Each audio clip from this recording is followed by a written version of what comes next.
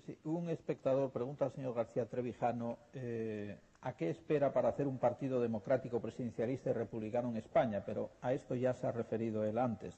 Y otro dice, como soy un ciudadano que piensa como usted sobre la democracia y la Constitución, ¿tengo que votar o no cuando hay elecciones? Las dos preguntas, la primera evidentemente la he contestado, que no lo haré, pero la otra pregunta es muy importante. Primero, existe otra de las ideologías de la transición, es haber considerado y despreciado a los abstencionistas. La abstención es considerada como un pecado capital contra la democracia porque se la considera como un deber cívico, y es una mentira colosal, pero verdaderamente colosal, y que es increíble que personas que se consideran demócratas lleguen a decir que el voto es un deber cívico. El voto es un derecho político conquistado con mucho esfuerzo durante mucho tiempo, muchos años, hasta el sufragio universal. Y un derecho político jamás puede convertirse o ser a la vez un deber cívico. Si es derecho, no puede ser deber. Cuando hay el derecho de propiedad, el deber está en los demás, de respetar esa propiedad. El acreedor, frente al derecho del acreedor, existe el deber del deudor de pagarle. Pero el acreedor tiene derecho, no tiene deber. El derecho a voto jamás puede ser un deber. Y segundo, es un derecho político, es decir, perteneciente a la sociedad política. Mientras que cívico quiere decir civil, sociedad civil.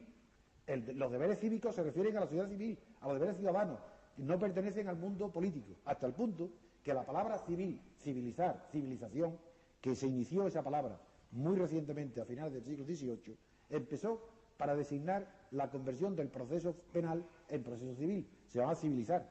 Y luego enseguida, a través del Marqués de Mirabeau y de Ferguson y Adam Smith, tomó el significado que tiene hoy.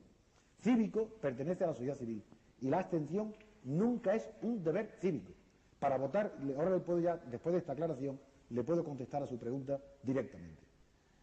Tienen que votar todos aquellos que están de acuerdo con las reglas de juego, es decir, todos aquellos que aceptan el sistema oligárquico de la lista de partidos, listas cerradas y bloqueadas, da lo mismo que sean listas abiertas, porque el sistema proporcional reproduce la misma clase política, la misma jerarquía, y en la experiencia que se ha hecho de las listas abiertas en Italia ha dado como resultado que solamente el 3% de los electores utilizan su derecho de tachar, alterar el orden de las listas. Por tanto, el que sean listas cerradas o abiertas no cambia nada. Lo que es verdaderamente catastrófico que evita la democracia es el sistema proporcional. Y hay que ir, si es para que en España haya democracia, hay que ir a un sistema mayoritario por circunscripciones y distritos uninominales, donde no se presenten listas, sino que se presenten personas que sean responsables ante los electores. Por tanto, tienen que votar los que aceptan las reglas de juego, y tienen que votar a un partido a otro. Si alguno considera que ninguna de las listas le gusta, debe votar en blanco, porque está de acuerdo con las reglas de juego. Pero todos aquellos que, como yo, no estamos de acuerdo con las reglas de juego, no podemos votar en blanco, porque eso fortalece al sistema. Tampoco podemos votar a ningún partido, yo no he votado nunca. La única vez que yo he votado en mi vida ha sido el referéndum de la OTAN, pero porque ahí era clarísimo que podía. Pero en conciencia yo no he podido votar nunca a ningún partido porque todos pertenecían a la oligarquía. Y entonces lo que yo he hecho para mí, que creo que es lo mejor, pues la persona que me pregunta, le aconsejo que la abstención no solamente es un derecho que tiene el mismo valor político que el derecho a voto, sino que en conciencia hay que abstenerse sin medir las consecuencias de decir que es una imprudencia, que se favorece a un partido o a otro. Eso no es verdad. El pueblo no tiene esa inteligencia de estar calculando de antemano, yo voto a uno o a otro para darle. Cada uno tiene que votar en conciencia.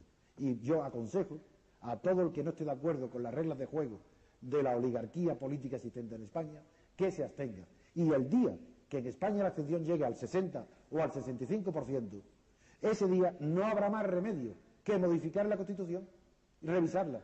Y el único medio pacífico, no violento, civilizado, de obligar a la clase política y a los partidos políticos a que respeten los derechos de los ciudadanos modificando la Constitución, es la abstención. Es el único camino que hay.